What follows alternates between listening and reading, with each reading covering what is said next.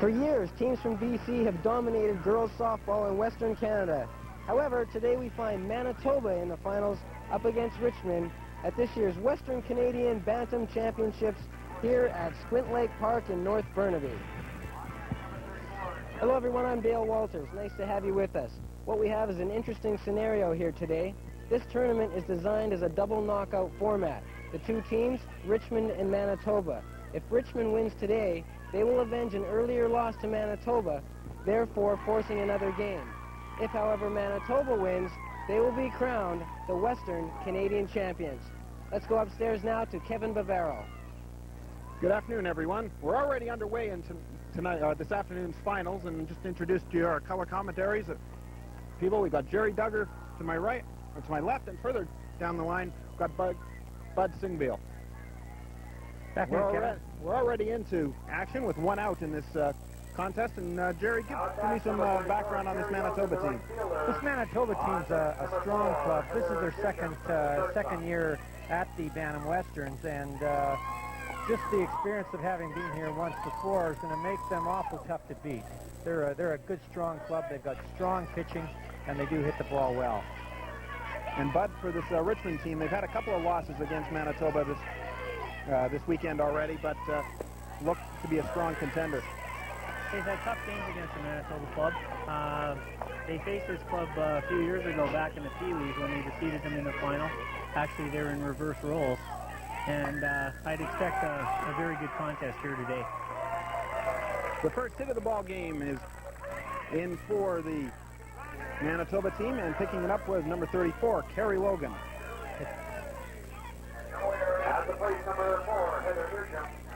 Coming up to bat now. We'll get the lineup for you sorted out just shortly. Bunt attempt. It looks like a good one. Play to first base, and safe at first was number 4 for the Manitoba team.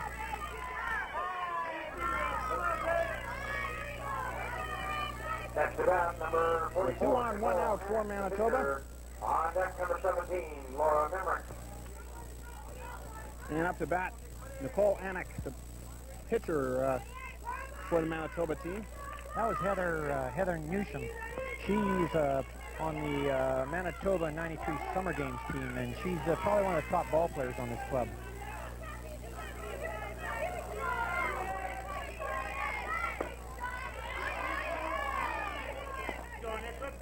Ball one on the first pitch. Richmond just completed their semifinal game and are heading directly into the final. There's a shot up the middle, and throw comes back in. We have the bases loaded. And coming up to bat now for Manitoba, the Smitty's Terminators, it is number 17, Laura Memrick. So once again, as we've seen from this Manitoba team, and particularly on Friday's game against Burnaby, they're able to get off to a very quick start. They're starting to look the way they looked in the round robin, but they were really strong in the early part of the round robin, and their bats were pretty quiet yesterday. Memrick hits the shortstop force out at home base. Good play by the Richmond Islanders to cut off the potential opening run. Kathy Eagleton, the pitcher for the Islanders here in this contest. I haven't seen her get hit this hard so early in the ball game.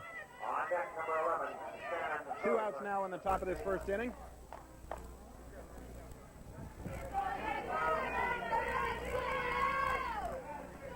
Up to bat is Leanne Scott, the catcher for Manitoba. Scott swings at first pitch. It drops. 2 runs will score. Well, there's the throw to home. Getting in is Anik. 2-run score on the single by Leanne Scott.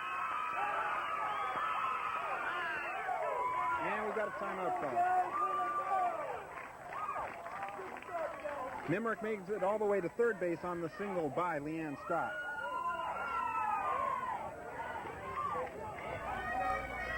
And we have a 2-0 score so far for the Smitty Seminoles. Like you're saying, the Richmond pitcher had not been hit this hard early on, but the bats that Manitoba has shown in this tournament, particularly Friday in their opening contest, have been really solid. Leanne Scott steals second base. Looks like she was going to get a throw to second, but the catcher for Richmond thought better of it.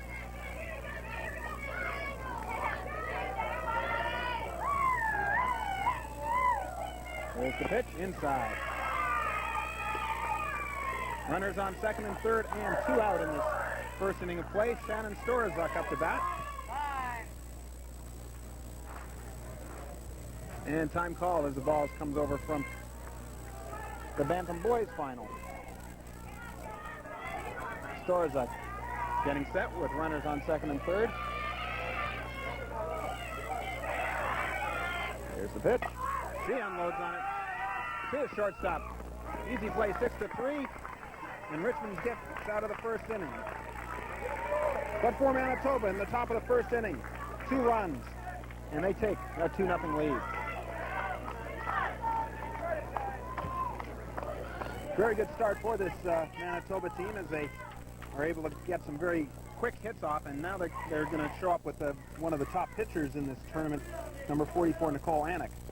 Their pitching's been very strong in a tournament. Both they've got 2 real strong throwers, and Nicole has been playing really well this weekend. So she's going to be hard to beat, and I think Richmond isn't able to shut Manitoba down early and keep this game close. They're going to have a tough time coming back, because I don't know if they're going to get a lot of runs on Anik. Anik in the first game we saw was showing a lot with the fastball, but also throw a little changeup in once in a while to cause some trouble for the batters for the Burnaby team at the time. This Manitoba club, they've been together for 7 years now. They started together as a mite team, and basically most of this club has been together for a while, and they've won the provincials every year since they've been together as a rep team. So they are a very strong club, and they're used to playing with each other, so they feel quite comfortable out there playing with their teammates. Leading off now for Richmond in this bottom of the first inning will be number 75, Christy Odemura.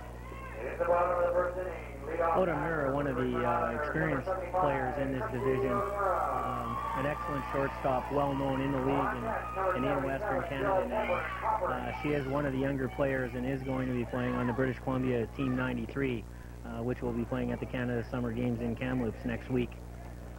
A very experienced player. And that's quite a feat for her, because she's actually an underage player too, isn't she? That's correct. Actually, herself and Aaron Woods, the catcher, are 2 members of that Team 93.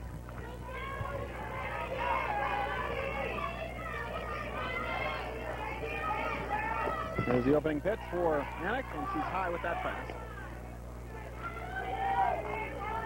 The umpiring crew for today's game. At home plate will be Tyler Hoffman. At first base is Bill Verdon. At second base is Janet Evans. And at third base, Rob Bard.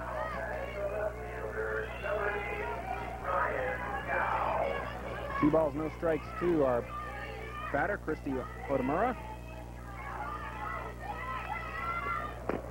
And 3 balls. Yeah, Anik threw well in her 2 round-robin games. She won both her round-robin games, and in those games she had a total of 15 strikeouts. So she was dominating when she was throwing in the round-robin. In this early part of the game, Richmond hasn't thrown at any swung at any of the bad pitches, anything outside. Anik gets this one across, and the count is 3-1.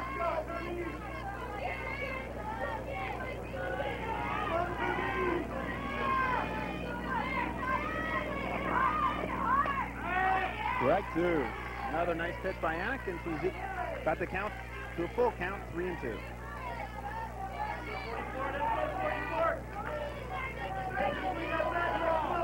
The first game that Manitoba played, Anik and Scott played catch through most of the contest. There's some ball contact, and Otamura has the base hit for Richmond. Good solid shot up the middle. She was having a bit of a problem in the round robin, but she wasn't making that good a contact, but she's off to a good start here today in the final game. The contact has been off, but her on-base percentage is not that bad. She's got a very good set of wheels and can maybe expect her to be taking two on this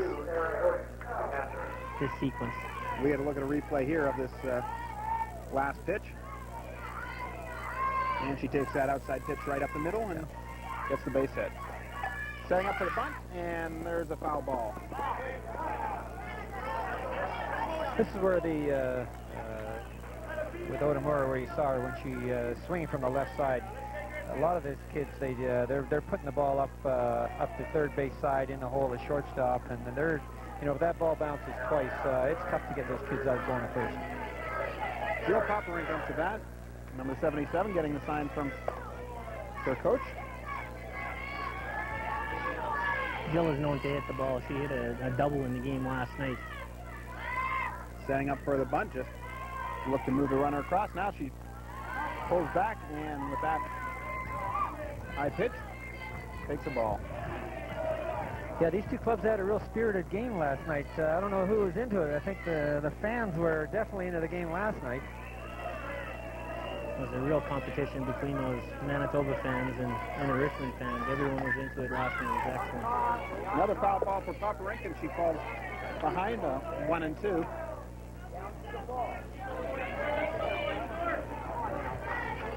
But this game started a little differently from last night's game. Last night's game was close, and it was basically we had almost a tie ball game going right through until virtually the last inning when Manitoba was able to pull it out.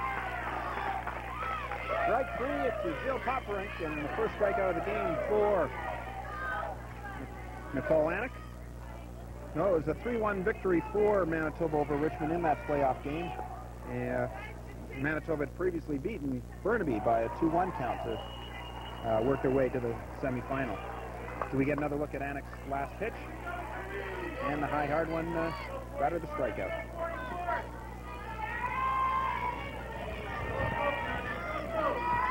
The bat is Aaron Woods, number 82, and she takes a strike.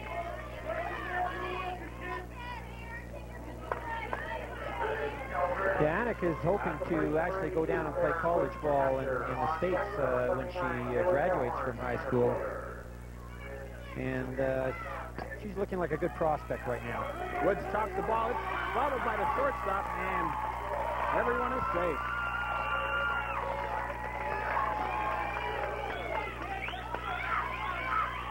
Little bobble on that play by Heather Newsom, the shortstop. Get a look at the replay on that. Nope. At the plate, number 79, Heather Gilhorn, the center fielder. Missed that, but number 78. coming up is number 79, Heather Gilhorn. And Gilhorn makes contact with a foul ball. Gilhorn having an excellent at-bat during the round-robin play. She's hitting .357 going into the playoffs, which started yesterday. Gilhorn gets contact. That's up the middle. Goes up the middle. Looks like she might get a run in. There's the throw. It's offline. Safe is Christy Otamura, and all runners are safe on the single by Heather Gilhorn. It's 2-1 now, Manitoba leading the Richmond Islanders.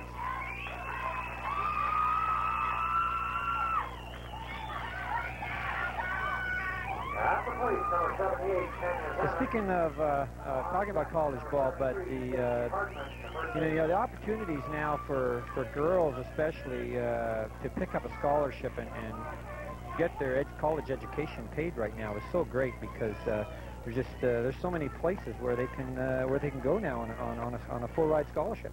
Well, there's about 100 junior colleges and colleges that are available in the U.S., as well as the new SFU program right here in British Columbia. Strike 1 thrown by Anik. Our batter is Tanya Zanuck. number 78.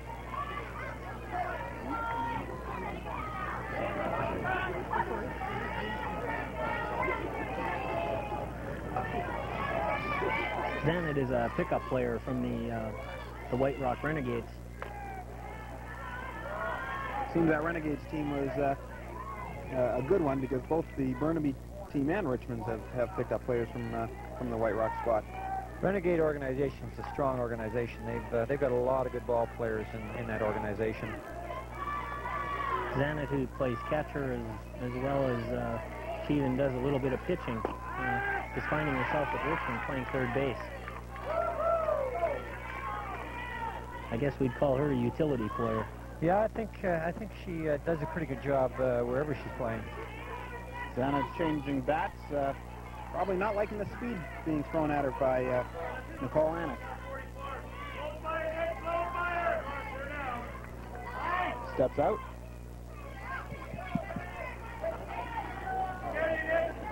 So both teams able to get rallies going in their first at-bats. Manitoba able to put 2 runs across. Richmond has a rally going with 1 in and only 1 out. There's a good contact right up the middle. Zanet will score 2 with that. And Richmond has a 3-2 lead. An excellent shot up the middle by Zanet. You know, this Manitoba club is a real strong club, but you know, the Richmond club is an experienced club. They're used to being in tough situations. They're used to having to play and come back, and they're a club that's used to winning, bud. There we get a look at the replay, and gentlemen, nice bit of hitting once again by the Richmond team. You know, it's surprising actually that both these clubs are hitting the pitching this afternoon. I would have thought that we might have seen the pitching be a little stronger than what we've seen so far in the first inning. Pitching up this far has been very dominating, and now the bats are starting to come alive. Must be the heat. Would it be the heat, or would it also be the fact this is day 4 of the tournament? Yeah. Well, they're Oh, our broadcast position just got attacked by a foul ball, but looks like everybody is safe. That knee was no good anyways. I'll just give it a little rub here. better put a helmet on. But yeah, good point. You know, we're into day 4 here, and the girls are starting to get used to seeing this pitching. So they've all these clubs, you know, these 2 clubs, they've seen the pitching now, the other team's pitching, and they've been through the order a couple, 3 times now. So they're starting to get their timing on these pitchers.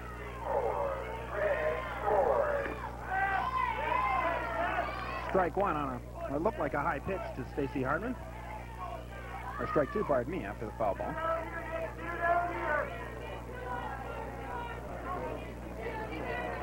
Still only 1 out in this bottom of the first inning. Richmond with 3 runs in Tanya Zanet on first base. Hardman setting up, and she makes contact. That goes right back to the pitcher. She makes the easy play to first base. Zanet moves up to second. 2 gone. That looked like a potential double play ball. Is there any particular reason you think Anik did not make the throw to second there? They're looking at probably playing it safe. They've allowed a rally with 3 runs already. They just want to shut it down as quick as possible. Anik gets control here and doesn't even look to second. Just gets it to first and takes the simple out. I think part of it is as well, in fastball, it's a lot tougher to turn a double play. You know, you've got to have a good, solid, quick hit. You've got to be able to turn it quickly because, especially the younger ages and the Bantam and the Pee Wee ages, it's a little tougher for those girls to be able to make that double play. Kathy Golden struggling with that pitch. Eagleton's another pickup. She played with the North Delta Cobras all season, did most of their pitching, and finds herself on the rubber today, throwing in the Western Championship.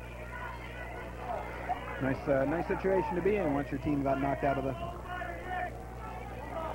Well, each of the clubs is allowed to pick up 3 ball players, so it can really make a difference to these teams if they do pick up 2 or 3 players for these Westerners. So after one inning of play, Richmond able to score 3 runs. They have a 3-2 lead. Let's head downstairs to Dale Walters. Thanks, Kevin. And joining me now, the tournament director, Roxy Abernethy. And Roxy, the weatherman has certainly cooperated with you. How successful has the weekend been up to this point? It's been great, Dale. We've had that little bit of rain on Friday, and it's been lovely ever since. A little hot today, but we're going to get through it pretty quickly. People seem to be enjoying themselves. What other activities have you had over the weekend? Oh, it's been great. We had a wonderful barbecue that our volunteers put on Saturday night. We fed 600 people in record-breaking 2 hours, salmon, chili, everything they could eat. It was just great. And how did you get involved with Softball BC? Well, I became involved through Westburn Community Center, the Westburn area, and I ran the softball there for 10 years. It was time to incorporate into a larger group to give the kids just a better playing, better age groups, more kids. So we joined up with Burnaby, and Burnaby has been part of Softball BC for about 8 years. And now our 200 kids from Westburn are part of it, and it's just great. It's been a great weekend so far. How long is it going to be until people can see this kind of softball in BC again? Well, I believe we have the Pee-wee age, which is the age group younger. We have them in BC next year. Groups are bidding on that now. And it works on a rotation basis, so I imagine it would be about 4 years before it's back here. Okay, thanks for being with us. Congratulations on a great event, and we'll send it back up to you, Kevin. Thank you, Dale. We're getting set just for the top of the second inning. Coming up to bat, number 9 is Lindsay Chester for the Manitoba team as they try to get out of the 3-2 hole that they're in, and Chester takes strike 1. Lindsay's probably the fastest look to see her just slapping the ball and just trying to outrun the ball down to first. Chester with a foul on that slap, and she's now down 0-2.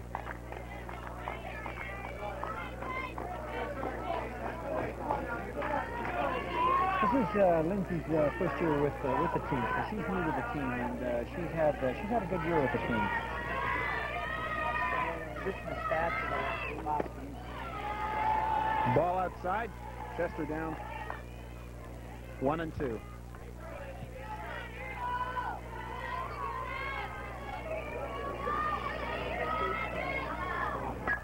Good contact by Chester, but right in position is left fielder for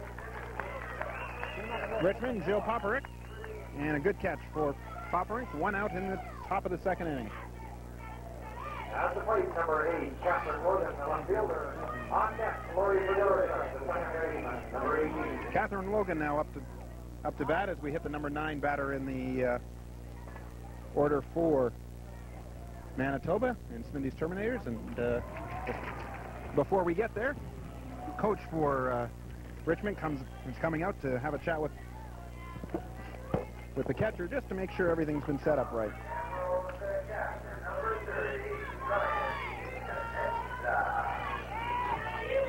Logan setting up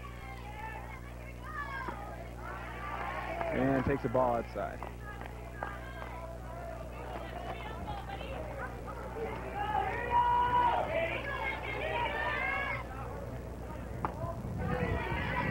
Ball 2.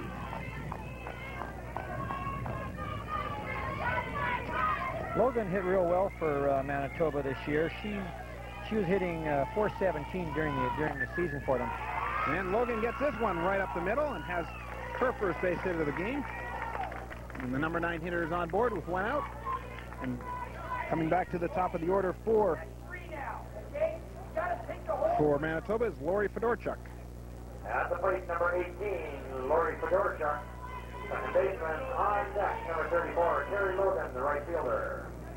We'll get a look at this last hit. And just a lot of hits going up the middle by both teams. They're just seeming to be making very good contact with the ball. Fedorchuk takes a hack and fouls that one straight back, strike 1.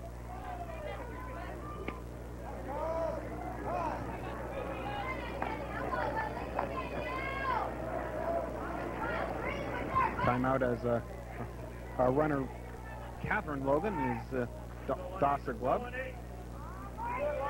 Fedorchuk sets up in the batter's box again.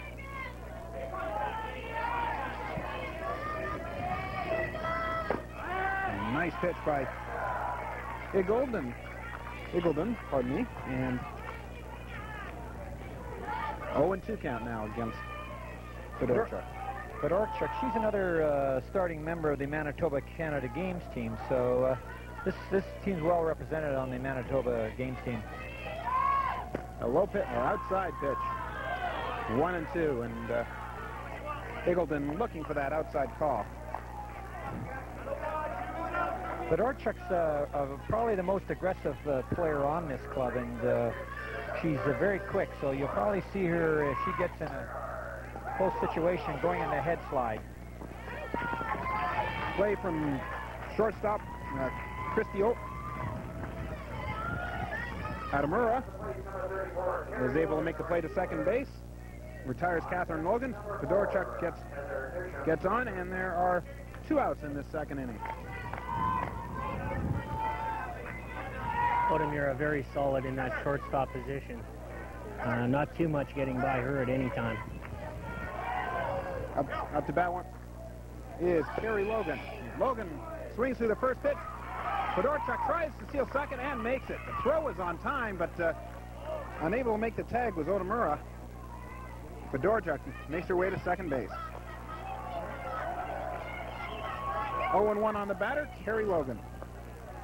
And our catcher is questioning the play.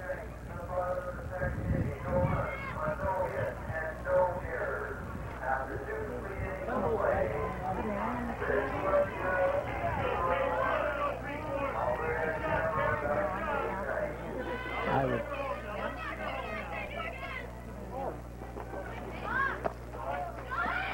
Trying to steal third is Fedorchuk, and she's safe. Fedorchuk being very aggressive.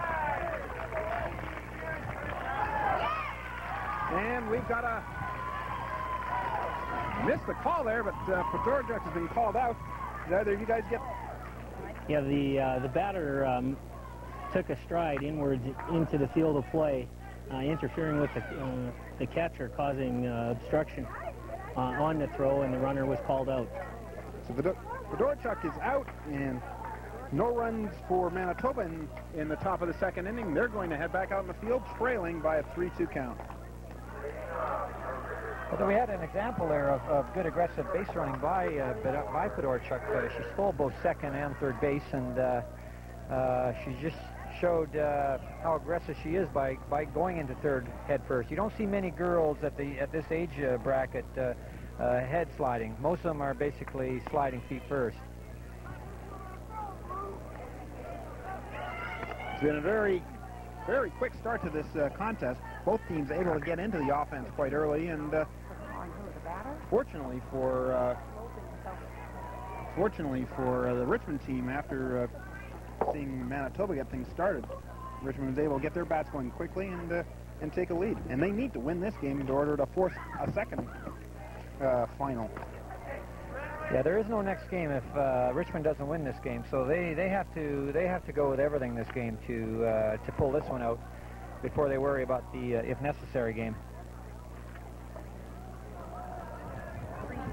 If necessaries are something in the provincial finals and the Western Canadians everybody sort of dreads, but we've seen teams come up through that backside and more times than we really want to talk about does that team do that and come back to win.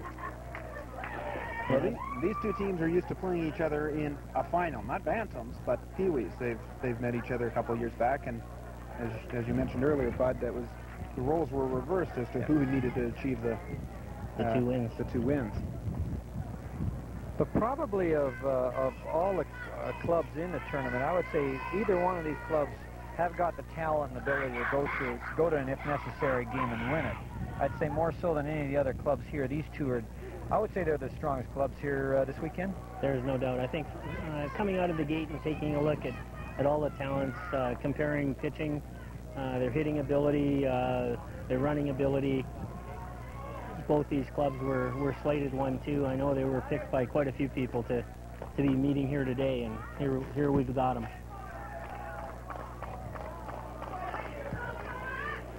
Richmond getting set for their second at-bat. Anik with the pitch, and it's high. Well, it'll be interesting to see if Annick settles down now.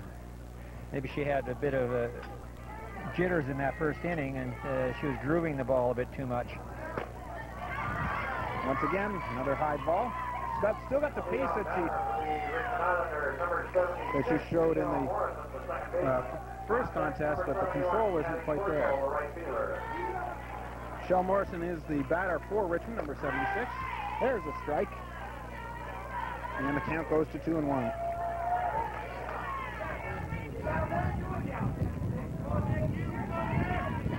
We get another look at Nicole Annick.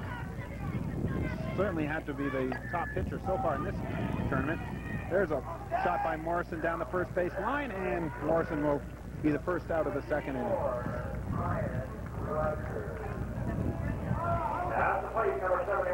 Coming to bat is number 71, Patty Schwartzel. And then we'll go back to the top of the lineup with Christy Adamura.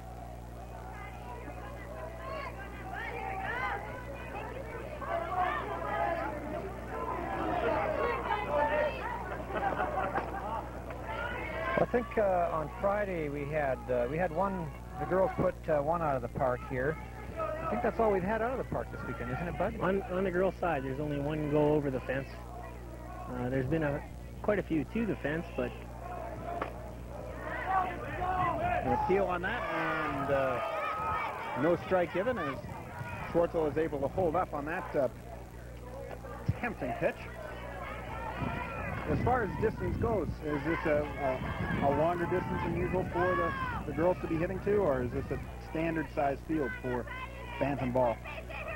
The fences, I believe, are at 200 feet, and a lot of the parks where the girls are playing now are at 200 or 225. 200 is normal. Having the park fenced is a bonus because in league play sometimes we're faced with parks without fences. So it's nice to have a park, and it makes it exciting for the fans if we do see one go over. Absolutely.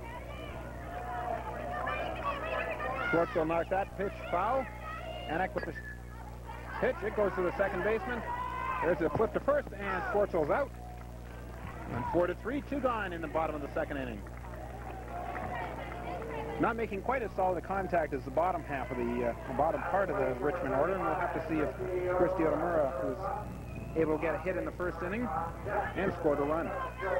Richmond's hitting this weekend, their strength has been at the top of the order, so I would think we'll probably see a lot of their runs being scored out of the top half of the order. High pitch there, and just ducking out of the way was Otamura.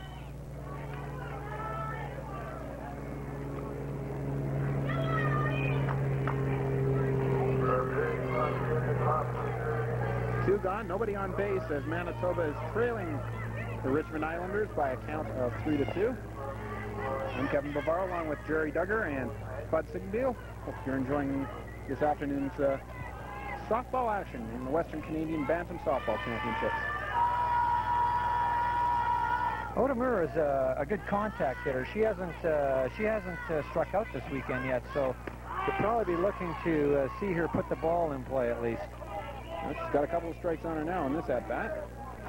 As I said earlier, when putting the ball into play, she has a great set of wheels and always makes it exciting, forces pressure on the defense. Nice contact on that ball, but a good defensive play. Picked up by number 11. Yeah. We'll deal with that later. Let's head downstairs to Dale Walters. Kevin, joining me now, I've got a couple of players and the coach from the Alberta Shakers. I called you the Sharks earlier, but it's the Shakers. You finished third in this tournament, and Rhonda, you guys came awfully close against Richmond, but what happened in that game? Well, I just feel defensively we made some errors which really hurt us, and also our bats were just not working today at all. And Sloan, what a cool name, Sloan. I like that name. What about for next year? What can you do differently for next year?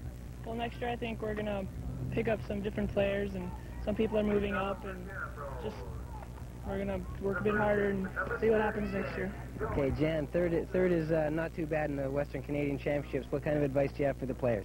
For the players, they just had a great year. It's a first-year team together. They did a fantastic job getting here, and they did a good job with the tournament. It was very close. It was a good weekend. We want to thank Minor Softball and Burnaby for looking after us and for hosting it. They did a really great job. That's great. Thanks for being with us. I hope you had a good time in Burnaby. Back to you guys. Thank you, Dale. Congratulations again to the Alberta Shakers and their third-place performance.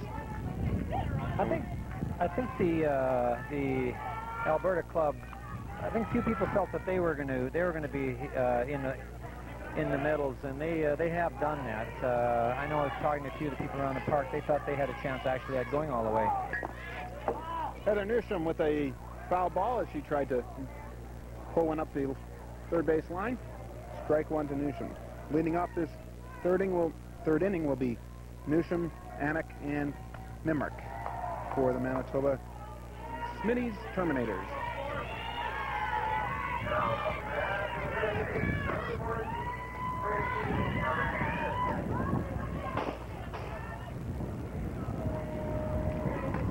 We were talking earlier about the scholarship programs available for these girls. Simon Fraser has been running now for 3 years, and this year they finished second in their conference, losing to Pacific Lutheran out of Washington. Very competitive program, and it's a great avenue for education for the young girls who are growing up not only in British Columbia but in Canada, because it's the only Canadian program available right now.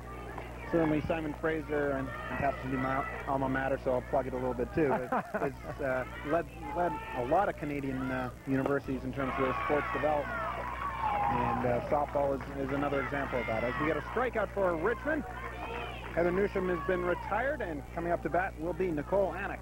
That's the first strikeout of the game that I've got listed for Kathy Wiggledon.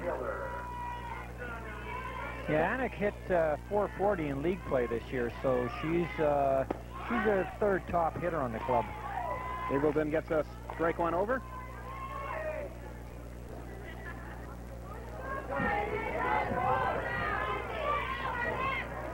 A little slower pitch. It drops low. 1-1. Kathy's the type of pitcher that'll allow you to hit the ball, but she's always got something on it so that you can't get a hold of it too much. There's a play to shortstop. Go to first, just in time. 2 gone in this top of the third inning. And making the play, it was Christy Otamura.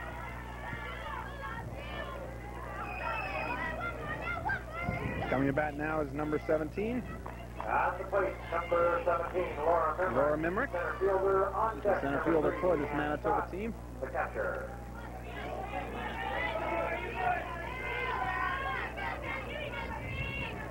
Mimrick has played some very solid defense as well as had a good bat going in this tournament.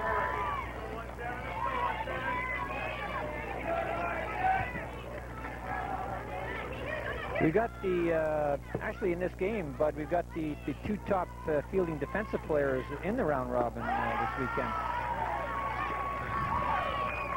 Christy Otamura and Shannon Storzik. Yeah, but for Shannon for Manitoba and Christy for Richmond. They both fielded 1,000, and Otamura, she had to make a play in 24 balls, and Storzik, she made a play in 21 balls. There's a high, hard one as Mimrick takes strike 2.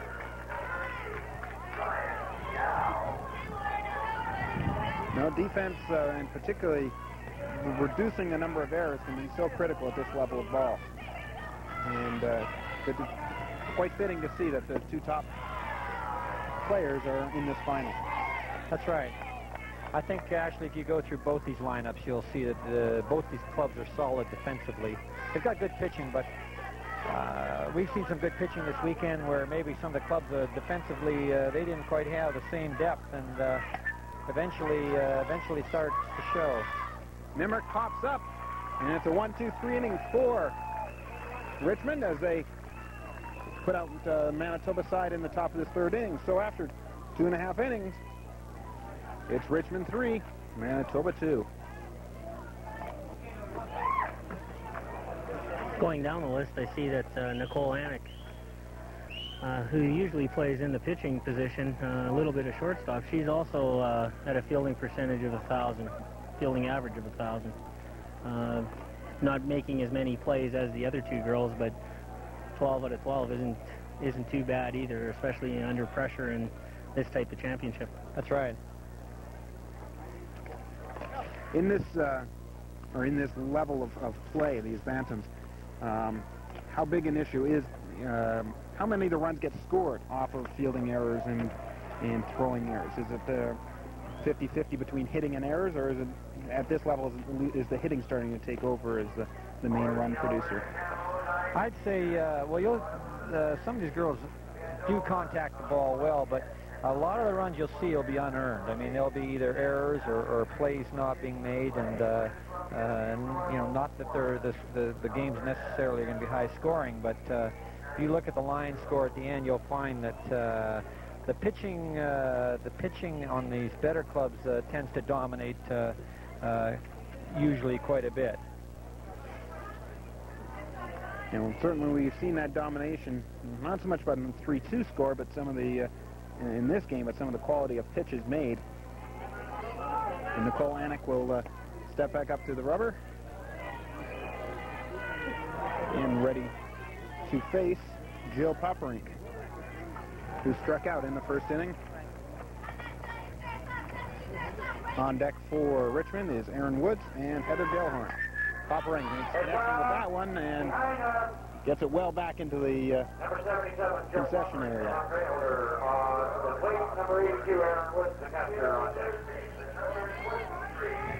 This Manitoba club has got a little bit of an advantage in one respect over the Richmond club. They played in the senior women's fastball league this year, and they don't have as big a program in Manitoba. Popperink makes a solid connection and makes the hit. And gets on to first base in this bottom of the third inning for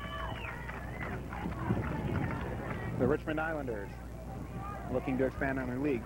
Sorry, Jerry, you were saying. Yeah, the Manitoba, there's only, I believe, 5 Bantam 8 teams in Manitoba, and there's only 2 in Winnipeg, so they just don't have the competition. So they end up playing against the senior women's clubs who are, you know, much more experienced, top flight ball players, and it tends to, when the girls play against a caliber of ball like that, it tends to raise their whole level of play. It definitely brings the intensity up when it's needed, and it's definitely showed in this particular championship, not only in the round robin, but so far in the playoffs. In British Columbia, we have a very competitive league in the Bantam, and all the way through, from 10 years old all the way up to the senior program. And the people in British Columbia are very lucky that the organizations that are around here, with the amount of people we have playing the game, it's an excellent program. British Columbia is known for it. Aaron Woods is now up to bat for the Richmond Islanders, one of the top programs in the Bantam softball in the province, and Woods is 1 for 1 in this contest and has scored a run.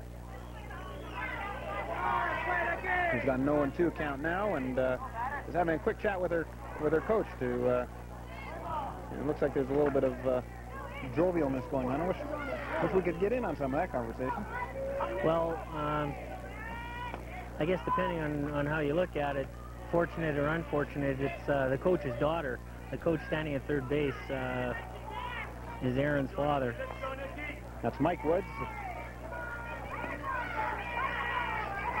That can be a tough thing trying to play for your dad. And a foul ball on that play. And we've got 2 strikes against Aaron Woods. But in Mike's defense, it's tough to coach your daughter, too.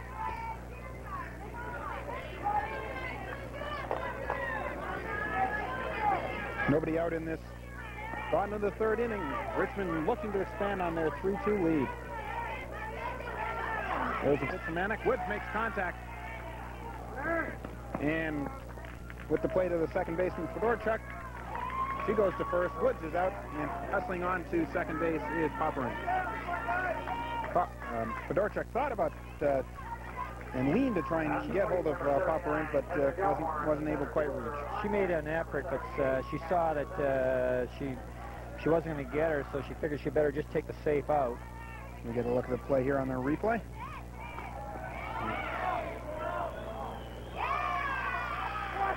Strike one called by our umpire. Heather Galehorn had a hit and an RBI in the first inning of play. There's a pop-up.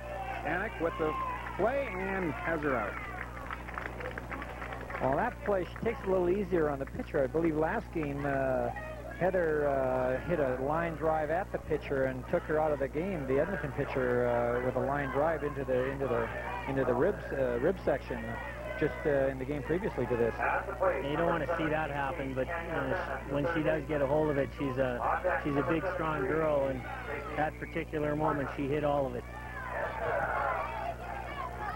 Tanya Zanet up now. She had 2 RBIs with a solid single in the first inning.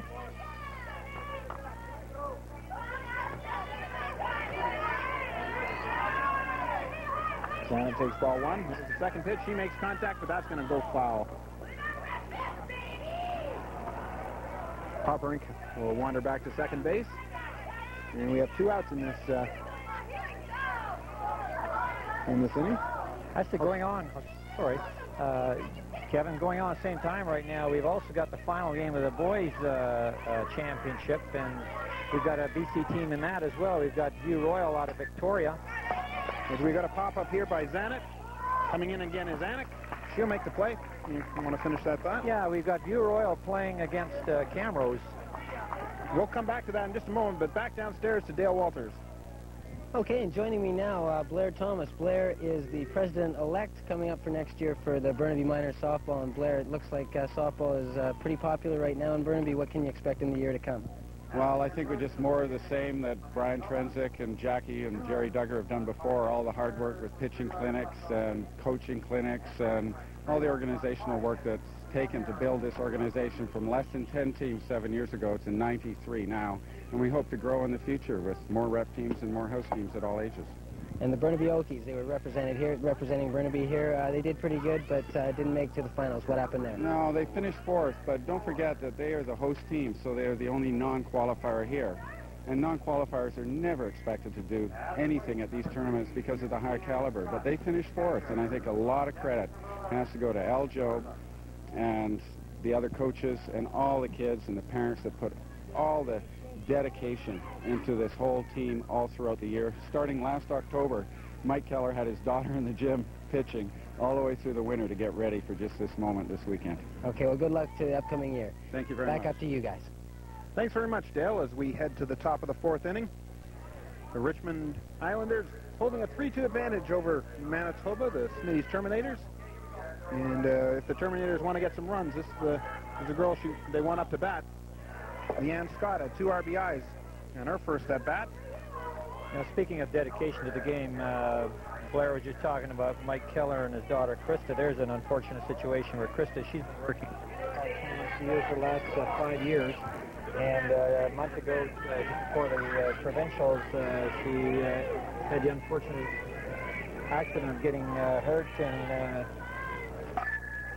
good contact and getting hurt at school and gym, and she was their top thrower, and she could be out for another year with a badly separated shoulder. So it's funny, you know, these kids, all these kids out here that are playing this game, you see them playing, but the dedication and the work that these kids put into the game is really something. And they're not just playing during the ball season. A lot of these kids are working, you know, 8-10 months of the year at this game.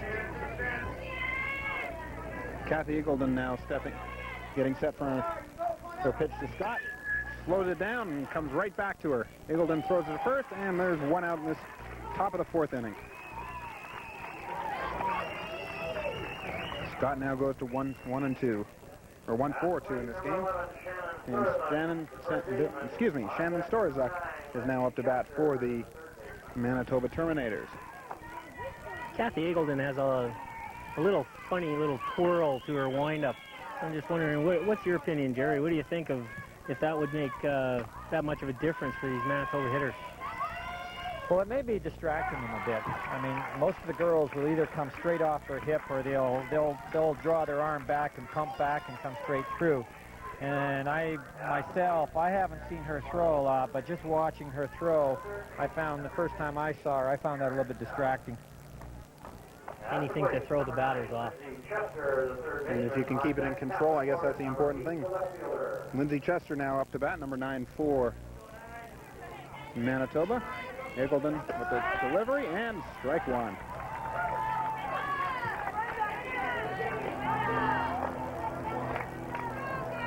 Chester is 0 for 1 in this contest.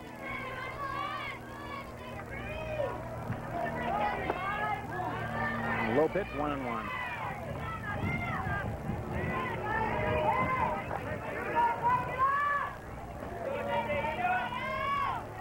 Bright sunny day here at Splint Lake Park, and two teams enjoying the weather, but maybe finding it just a little bit hot. Certainly, they will find that I think the heat is going to take their toll if Richmond's able to win this game and send the final to the final elimination.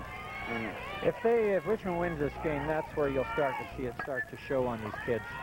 Here we got a foul ball down the left field line and just drops out of reach of the Richmond players. Odemira making a fine effort going up to the fence. Probably just a step and a half away, and with her intensity, probably would have saw a dive or something there, Jerry. Yep. A little tough to make to go at the ball that hard. The fencing we've got around the park is it's not too dangerous, and it's all plastic webbing and piping, so it's not that big a problem. Except most of these girls are probably not used to playing in enclosed parks that much. And Lindsay Chester fouls off another ball. Count holds with 2 strikes. 2 gone in the top of the 4th inning. Manitoba trying to engineer another run to tie things up. And there's strike 3. As Eagleton gets that strikeout, retires the side, and gets set to get up to bat as Manitoba now trails the Richmond Islanders by a 3-2 count. Well, I think you can see that Manitoba's having trouble with the Richmond pitching today, because that's one of the things you start to see. We'll head downstairs to Dale Walters. Hey. Joining me now, Larry Morrison, one of the assistant coaches of Richmond. And Richmond, they kind of Manitoba had their number in a couple earlier games in the tournament. What's different out there today? Well, it's down to the crunch now. We have to be serious. We've come to play, and the girls are more intense. We're ready, and it's going to be a very tough battle. The Manitoba team is an excellent team. We'll have to play our best to beat them. It's looking pretty good right now that it might go to another game. It's going to be a battle of attrition. The heat's getting to people. Who do you think's going to come out? We'd like to prevail. With the girls have worked hard all year. We've worked on conditioning since January. They're strong. The sun will take their toll on them, but we believe they can come through. Great. Thanks a lot. There's some confident Richmond assistant coaching. Back up to you guys. Thank you, Dale. And any comments, gentlemen? Well, I don't think there's any lack of confidence on the Richmond club, and they are a good club. They've got every right to be confident. So we'll see if it works its way out onto the field. Larry is a very dedicated person over in the Richmond program, as everybody has their half dozen or dozen people who do a lot of the work. Larry's a positive factor behind the Islanders and the Richmond organization, and I'm sure that he shares that with those players on the bench today. Stacey Hardman now batting for the Richmond Islanders. Fouls back the first offering from Nicole Anick.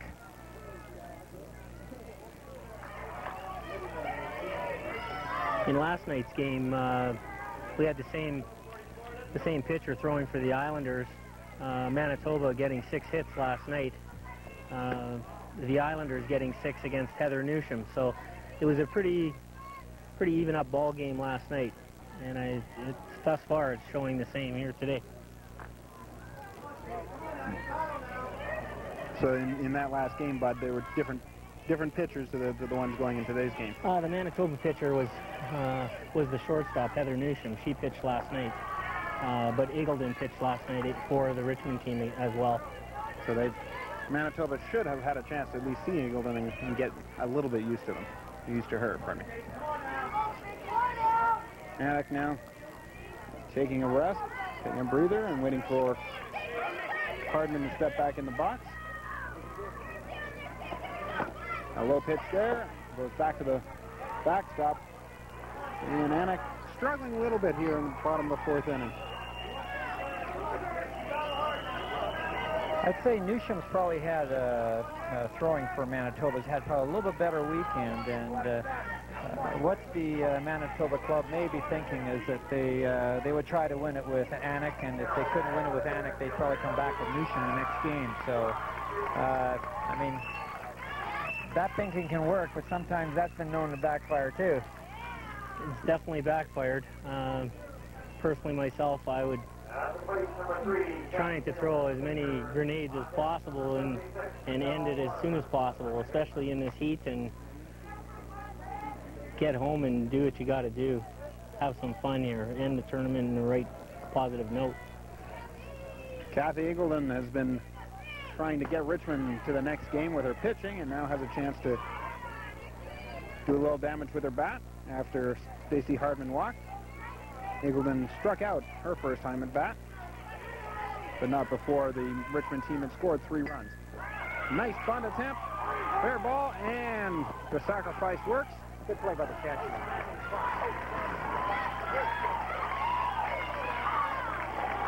Eagleton is retired catcher to first base.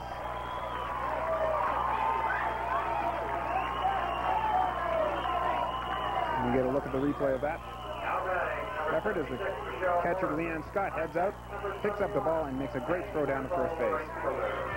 Excellent play. Got a lot of background noise here from that.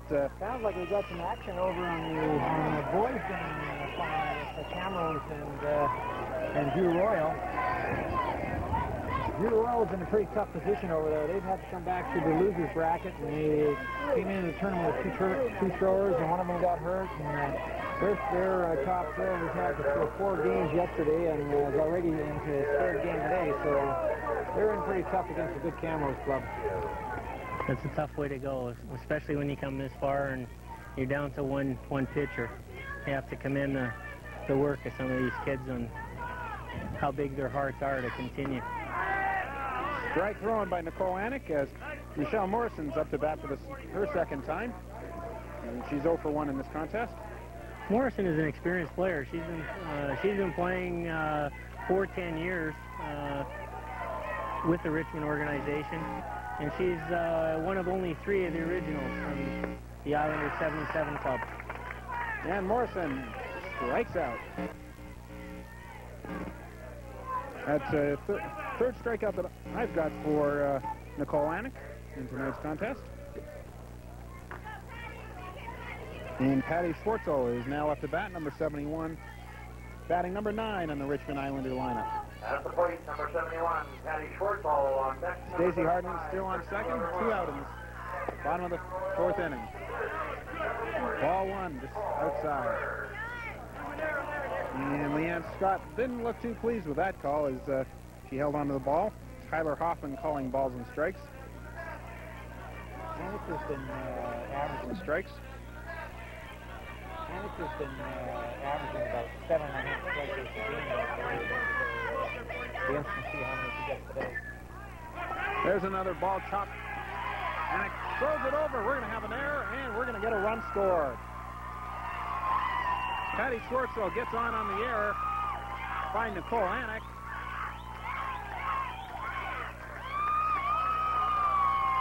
And coming in to score is Stacey Hardman. And we're going to get a look at a replay of that.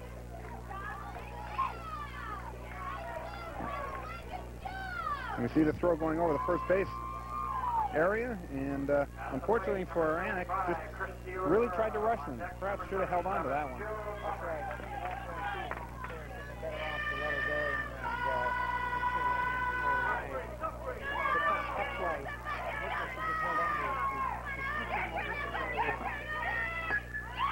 Solid contact.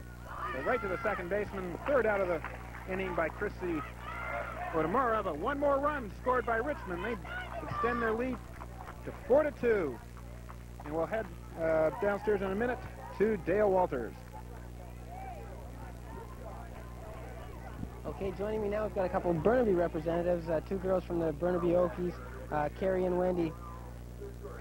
Carrie, are you disappointed you're sitting here watching the final game? Are you disappointed that you're not in the finals? Yeah, I think everyone on the team's sort of disappointed. We knew it'd be hard being host team and everything, and I thought we did better than anyone expected. Maybe next year we can come back as BC.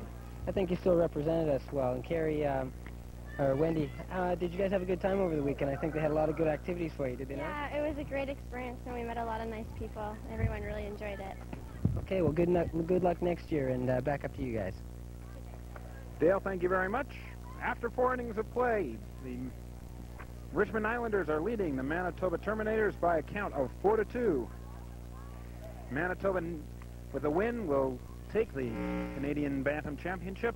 Richmond will force a final tie-breaking game, as this double knockout playoff requires Manitoba to lose twice. So far, Manitoba has defeated Burnaby and Richmond, while the Richmond team has defeated Alberta twice and then had lost to Manitoba.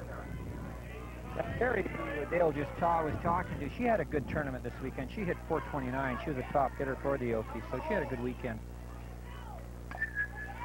For our host team, as was mentioned earlier, the Okies put in a pretty good performance in quite tough with some solid competition. You have to remember they're a first-year club, and next year is a second-year club. It just makes a world of difference. When you're a first-year club, that extra year's experience, it's really tough to overcome. You've got to have a really exceptional club to be able to beat the second-year clubs.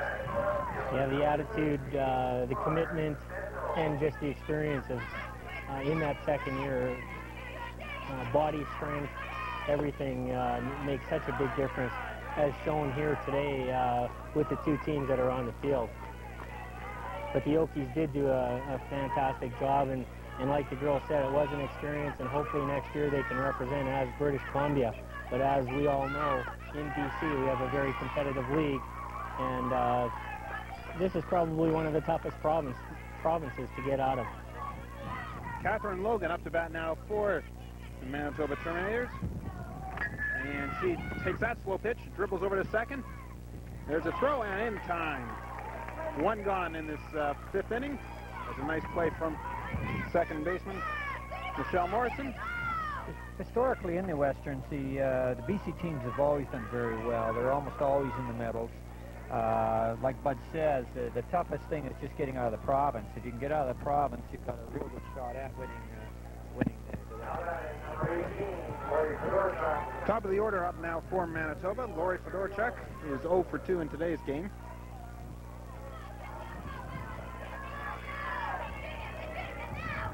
And she makes good contact with the first pitch. Otamura knocks it down, but can't pick it up cleanly. And Fedorchuk gets out again. It took a funny hop on her, and but she stayed in front of the ball. The ball didn't get through her, so and that was a big thing there. She was still looking to make the play after. Took a look where the runner was and didn't throw it away. Hope we get a look at that hit in the replay.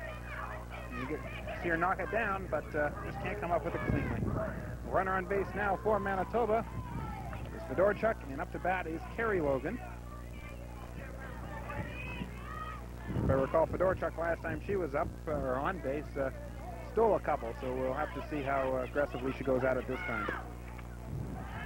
Yeah, we mentioned earlier, watch Fedorchuk, that she's quick and she's really aggressive. So you're probably look at seeing her stealing. She stole 2 bases last time she got on, so we'll see if she goes on the next pitch or two. 1-1 count to Logan. Logan swings through the fastball. 1 ball and 2 strikes, and Kathy Eagleton is really throwing a lot of heat to the Manitoba batters. 1 ball and 2 strikes as Eagleton sets up. There's the pitch, slow ball, and gets a strikeout. Took a little off that one, and Carrie Logan strikes out. Coming up to bat now, number 4, Heather Newsham. Kathy's doing a great job keeping this Manitoba club off balance. Throwing the rise ball, using her changeup very effectively. Aaron Woods and her are definitely having a great time out there today. Outside ball as Heather Newsham waits. Our umpire, Tyler Hoffman, will take a moment to tidy up this home plate. We'll see what Newsham does here. She's a top hitter on the club. So we'll see if she can get something going for Manitoba.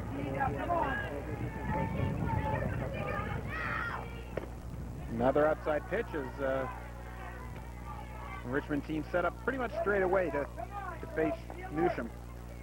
As far as fielding positioning, do most teams put any sort of swings on shifts at all, or do they tend to play straight away?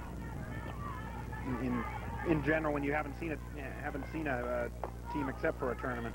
Well, when you've once you've seen this club, I'm sure that they've got a bit of a book on the Manitoba club, as Manitoba has a book on Richmond now, knowing if there is any tendencies of the hitters. But sometimes it's really tough to tell because of the speed of the pitching on who that team faced at that particular time. So most teams will play it straight away and then judge from the way the swing is at the plate, if they're late or if they're early, and they'll adjust from there. There's a walk given up, but a comebacker goes from Anik to Ingleton, and Ingleton's able to get the job done. And the Richmond team happy with their result, as they still have that 4-2 advantage after 4.5 innings. Richmond with a couple more innings to get through to force the playoff game. Well, I think this game's going to probably go right down to the last inning. The way it's going right now, both of the pitchers have settled down. So defensively, these clubs have gotten rid of the butterflies, and pitchers are throwing quite steady right now. So I think we may yet come down to the last bat on this game. Well, in last night's game, they, as I said earlier, both clubs had 6 hits. Manitoba got 3 of those hits in the last inning and winning the ball game. So it's not over until it's over. Right. The leadoff batter for the Richmond Islanders, Joe Popperink, number 77. Number 2 batter for Richmond is number 77, Joe Popperink, and Popperink will lead things off in the bottom of the 5th inning. Conference on the mound for the Manitoba team, and I would think they're probably just discussing how to just keep things simple. Don't make any foolish errors, such as the one that cost them a run in the last inning. That's right. And just continue to make solid defensive plays. Jill is a seasoned player. She is originally from North Delta and was picked up by this club a couple of years ago and went to the Western Canadians. And now she's playing a little bit of second base and also left field, and still shares the pitching duties. Popperink swings through strike 1. Nicole Anik still throwing fairly steadily here in the 5th inning. There's a shot to shortstop. And a nice play by number 4, Heather Newsham, retires Popperink. Good arm by the shortstop. 1 gone in the bottom of the 5th. We'll get a look at a replay here. Number 82 on deck 79, Heather Gilhorn. Watch Popperink step in. And the shot to shortstop is easily handled by Newsham. Up to bat now, number 82, Aaron Woods, who has 1 hit and 1 run in 2 at-bats. Ball 1 goes high. Once again, taking some coaching advice from her dad, Mike Woods.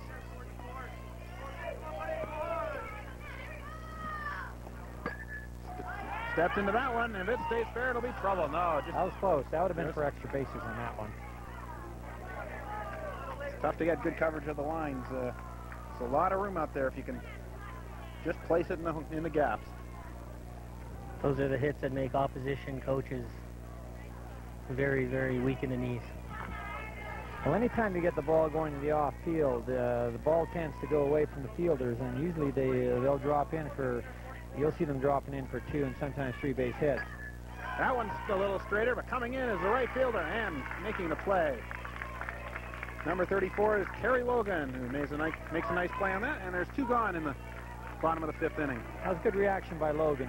She had good jump on that ball. As soon as that ball was hit, she was right on it. And she made it look fairly routine, but she did a good job on that ball. As you get a look at the replay, and you can just see Logan making the catch and throwing it back in. Heather Gilhorn is up to bat. She unloads it to right field, and that one is going to be foul ball. Now, that was a close call. That was slicing away from Logan, but unfortunately for Logan, he just bounced on the other side of the white line. You got to look at right fielder Kerry Logan. He's had to do a little bit of chasing in the last couple of balls.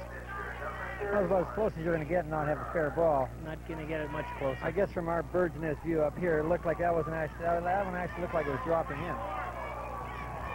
Gilhorn has a run and an RBI, and now a pop-out for the 3rd out of the 5th inning. So after 5 innings of play, Richmond has a 4-2 advantage over the Manitoba Terminators. Only 2 innings to go until they force up an extra playoff game, and we'll head back downstairs to Dale Walters. Thanks, Kevin. Joining me now, Manitoba assistant coach Dennis Chester. And Dennis, you got 2 evenly matched teams out there. You guys seem to have their number earlier in the tournament, but what's the difference today? Well, there's been a couple of errors, and we've had a couple of bad bounces, but it's a real good game going back and forth.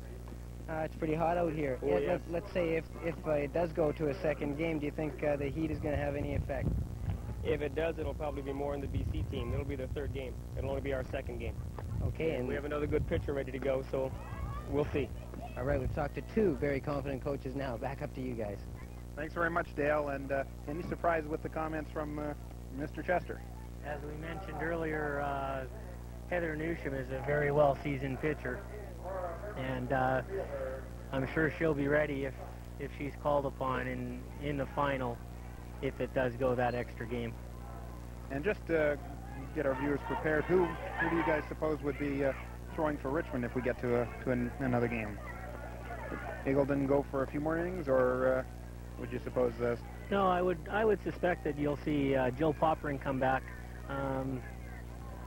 Their other pitcher is injured with a wrist injury, so I would expect to see Jill Poppering come in for the final for Richmond. But it's still Kathy Eagleton, and Eagleton gets a strike over in her first pitch of this inning to Lori Memrick. Memrick is 0 for 2 so far in this game, according to my stats. There's the pitch, just inside. Memrick had a notion, but held off.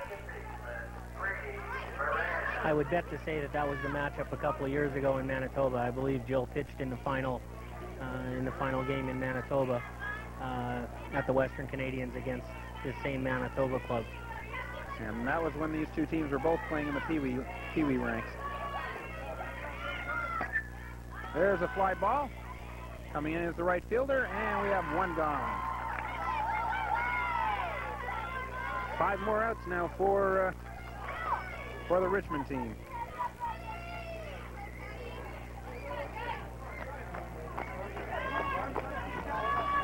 There's a look at that fly ball, corralled by the Richmond right fielder. We've been seeing quite a few pop-ups actually being thrown by. After the first inning, they had her timing right on Angleton, but since that first inning, I think Angleton's maybe she's mixing her pitches a lot better now than she was in the first inning. I think she's settled down, and she's definitely got the Manitoba batters off stride right now.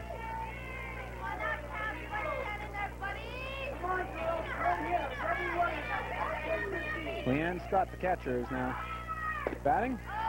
She has the 2 RBIs for Manitoba in this game.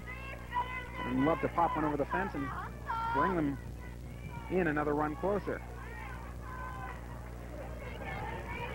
1 ball and 1 strike in this to the catcher. Scott's a little late on that one. 1 ball, 2 strikes.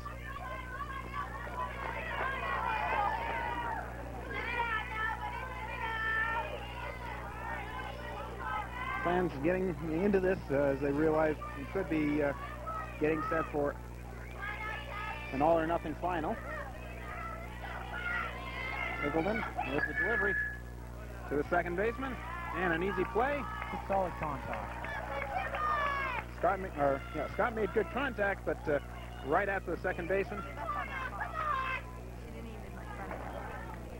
Out of the plate, number 11. And we get a look at the replay here. On deck, number 9, Lindsey Chester. Solid contact by Scott, but right at the Richmond defender. Again, you look at the difference early in the game. Those hits were finding the holes, and now all of a sudden they're making the odd good contact, but they're right at the fielders. Shannon Storzuk swung at that off-speed offering. One strike. Another slower pitch, another foul ball. 0-2 against Storzuk with 2 outs in the top of the 6th. Back-to-back changeups. What do you think the chances are 3 in a row? Well, it's been done, I know. But I would think that... Should probably come back with heat here, I think, Bud? There's the heat, just a little low. What we find is that when you throw the changeup, a lot of the kids, when you come back with throwing hard, they have a tendency to have a problem. Big catch by a right fielder. Storzuk makes good contact, but she's out for the 3rd time. Second play by the right fielder, and for the 5th consecutive inning, Richmond's able to keep Manitoba off the scoreboard. After 5.5 innings, it's Richmond 4, Manitoba 2. Let's head downstairs to Dale Walters. Thanks, guys. Joining me now, head coach of the Burnaby Okies, Al Job. And right off the top here, you said that you had something to say to the guys upstairs. Yeah, there's a particular big guy up there that I wouldn't mind telling to leave town, but he's been ran out of most of the small towns in Canada, so I don't have to tell him. He's not listening. Okay, it's been a pretty successful tournament here. I said to you earlier, you must be proud to be with the Burnaby team. Dale, it's been incredible. We started this as a one-man's idea, but hundreds of people got involved, including my parent group, and we're getting super comments from everyone on it. You guys aren't in the finals, but this is some good quality ball being played here. Well, we were one hit away from advancing through to the final 3, so with a 15-year-old club and an inexperienced club, we played pretty well. And any one team here could have won this tournament. Okay, at this point, it looks like we may be going to another game. You never know, but if it does go to another game, let's have a prediction. I like Edmonton a lot. Since they knocked me out, I'll have to go with them. Okay, I don't think it's a sore loser, but he's hoping... Oh, I like Winnipeg a lot. we have a Winnipeg winner here. Okay, back upstairs. Yeah, I don't even know who knocked me out. Yeah, that was Al. He's our head coach of our Bantam A club, and I'm beginning to wonder now, Al. I have to ask Al after why he likes Winnipeg in the final. Or pardon me, why he likes Edmonton in the final. You know what? He had us all up here rather confused, and well, let's enjoy Manitoba and Richmond, and we'll deal with Al and Alberta and Edmonton afterwards. Up to bat now for Richmond in the bottom of the 6th is Tanya Zanet. Another ball back to the pitcher, and Nicole Anik gets the out. One gone in the bottom of the 6th inning. I thought the heat was bad up here, but obviously down there it must be scorching. Well, but how many more towns was he looking for? We better be careful here. Admittedly, he is our host here. That's the plate, number 73. Out to bat now is Stacey Hardman. Hardman walked and scored a run in her last at bat and takes that pitch outside.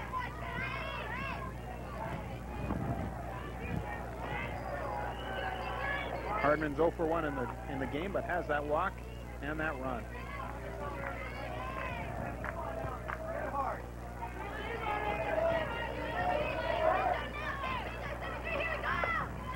Anik's up high, 2 balls, no strikes.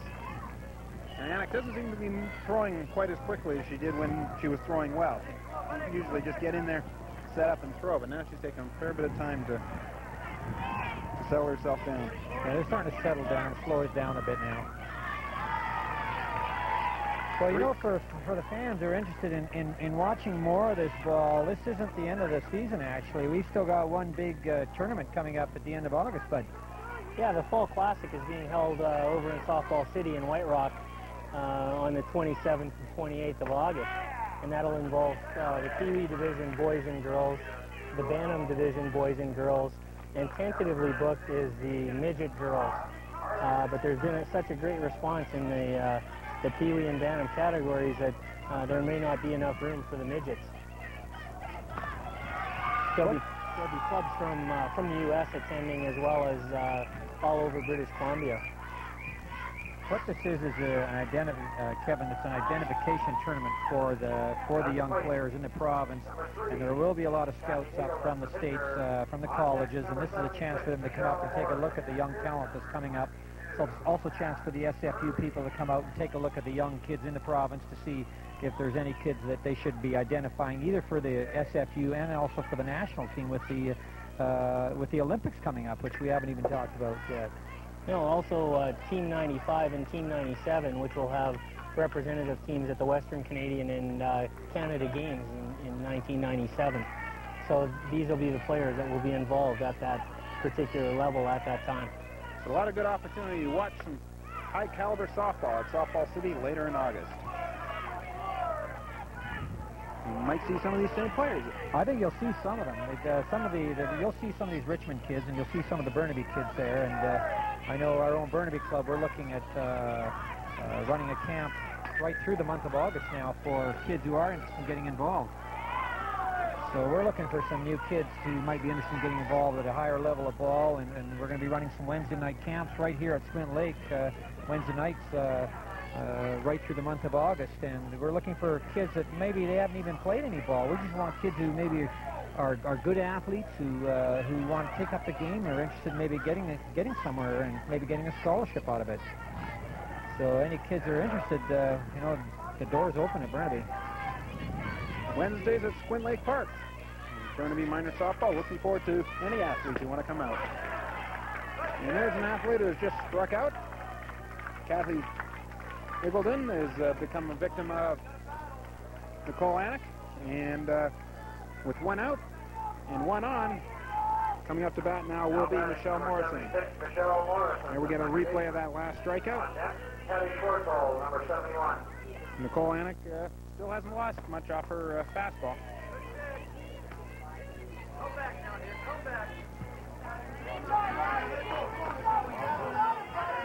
Michelle Morrison is 0 for 2. Will be looking to move Stacy Hartman over as she walks her second walk of the ball game.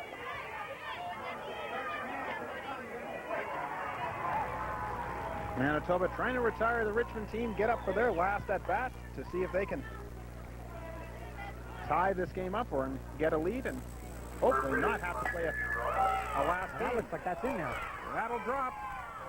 And a solid single for Michelle Morrison. But now 2 on for the Richmond Islanders with only 1 out in the bottom of the 6th inning.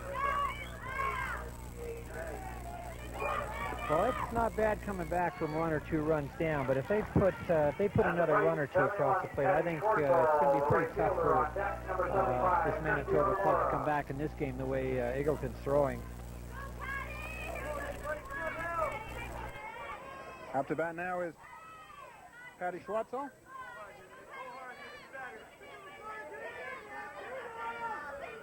Patty plays the outfield, both right and center. She's been with the club for 4 years now. She is 0 for 2 in this game, but has a chance to knock in a couple of runs if she can make a connection on this particular play. Getting some signs from her coach, and she steps in.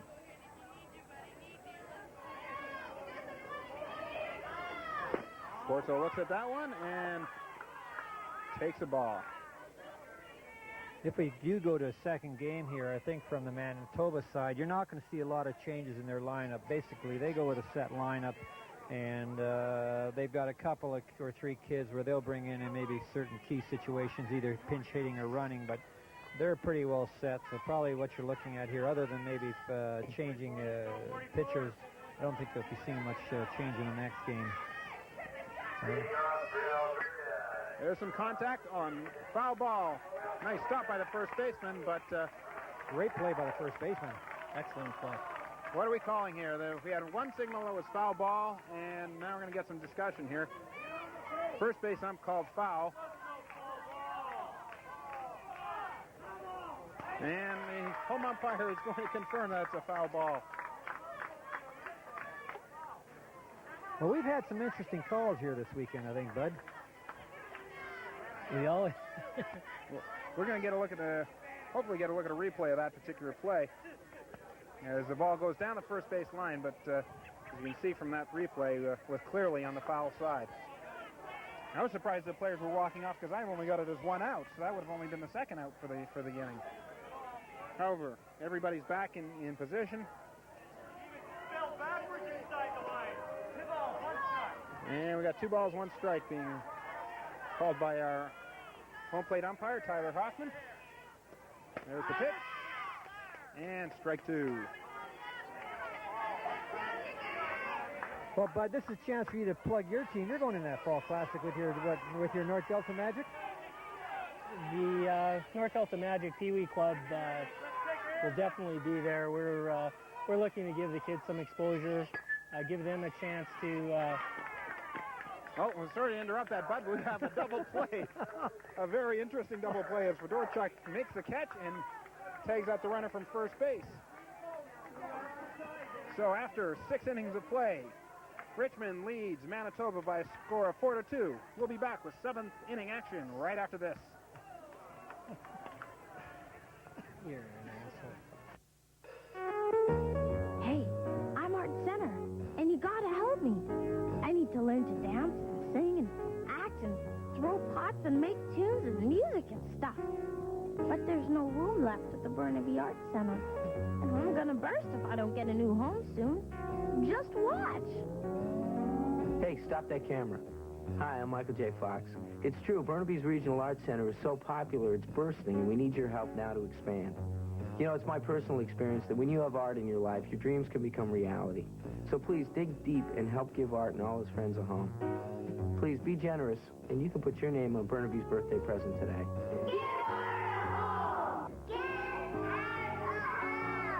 Give Art a home. Give Art a home. Give Art a home. What do you say, Art? Wow, I think I'm gonna cry. Give Art a home.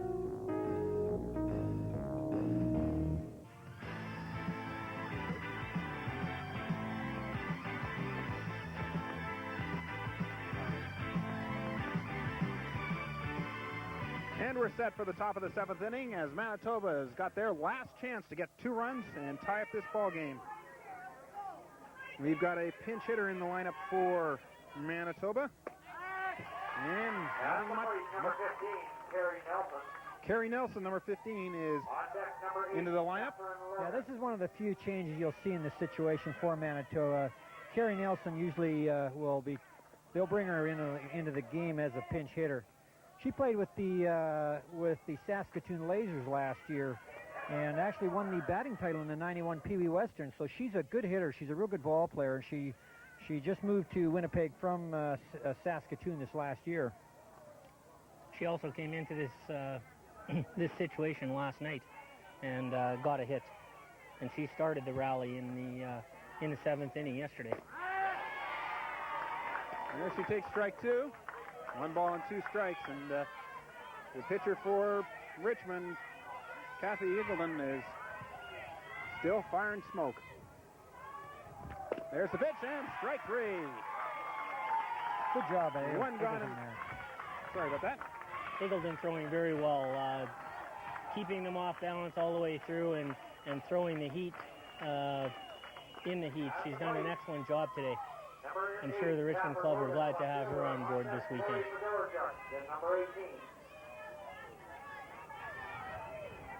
Catherine Logan, number 8, up to bat. She had a hit earlier in this game, and that one's fair, and she's out. Aaron Wood picking up the ball on that short bouncer, and 1 out left for Manitoba as Richmond looks like they're going to force a final game. Yeah, we're 1 out away from one more ball game here. We get a look at the replay here. Here's Woods, right on top of it. There's some discussion by the Manitoba coach with our umpire as to whether that ball actually got into the field of play, and on that replay, it looked like it was very close. Yeah, he was complaining he was looking for a dead ball call on that one. He's now asked for an appeal. It'd be good to have another look at that. Well, our umpire's not going to have any part of it as he calls for batter up, but there's the replay. Actually, that looked like that one hit her from what we could see here. Now, whether she was actually in the box or she was even out of the box at that point. Strike one to Lori Fedorchuk. And she is representing the last hope for Manitoba in this 7th inning. Well, she's the kind of hitter they want to have coming up here. She was a .462 hitter in league play this year for them. So there she lays it down. Nobody there. Fedorchuk able to make the play, and now we've got the catchers appealing for some interference. Not sure what they're looking for, but catcher Aaron Woods is having a good talk with the umpire. And that's one of the advantages of being left-handed. Gives you the option of being able to lay that surprise bunt down and beat it out. And I think in that play, the second baseman was sitting back. They weren't looking bunt, definitely weren't looking bunt in that situation. Great call by the coach, Dale Newsham. We got the Richmond coach out discussing this with the umpires, and it'd be good to get a look at that play just to see if there was anything. We're just being told we don't have a replay of that, but nonetheless, Manitoba does have a runner on, and that could mean a good chance for. Well, what the coach was complaining about there was that they were complaining that she was running inside or outside of the 3-foot line with a double white line along first base. The runner has to run in between the lines. If she runs on the infield and interferes with the play, then they will call her out for interference. The reality, though, was there was nobody at second base, so there was no play there. No, there was no play. So one would think that there should not be, regardless where she ran in that particular situation, she wasn't going to be interfering with anything. Right.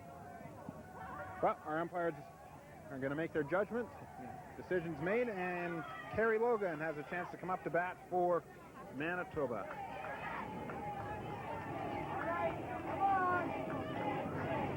But really here, Richmond shouldn't be worried about the base runner. They've got more than one run lead here, so if they just concentrate on the hitter, they'll probably save themselves a lot of trouble here. Carrie Logan's up to bat. Fedorchuk is running, and she's out. Great throw by Aaron Woods has given Richmond a 4-2 victory and sent them into a final playoff game. Great performance by this Richmond team. A great throw by Woods. That was an excellent throw. She had her by 2 feet. You almost have to wonder about actually running on that one with needing more than one run. We'll break for now. Richmond defeats Manitoba by a count of 4-2. We'll be back with some more comments right after this.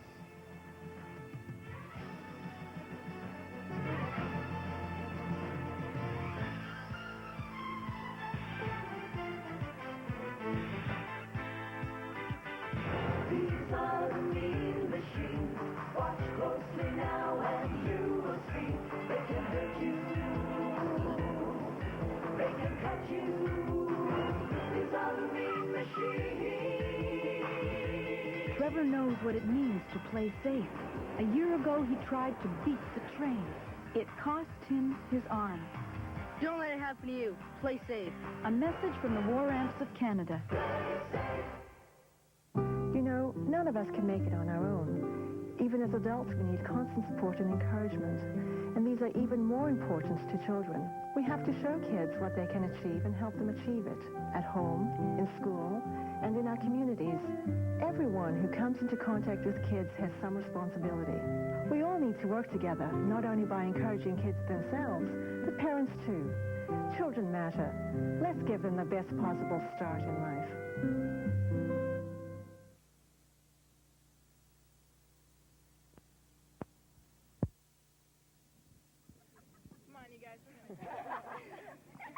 I'll go yell at Manuel. Okay, we're back. Richmond has forced another game.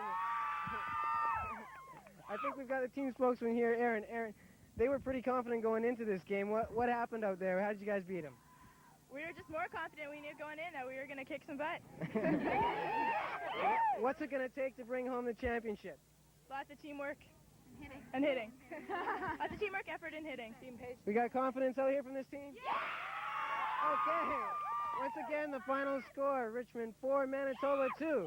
We'll be back for game 2 right after this.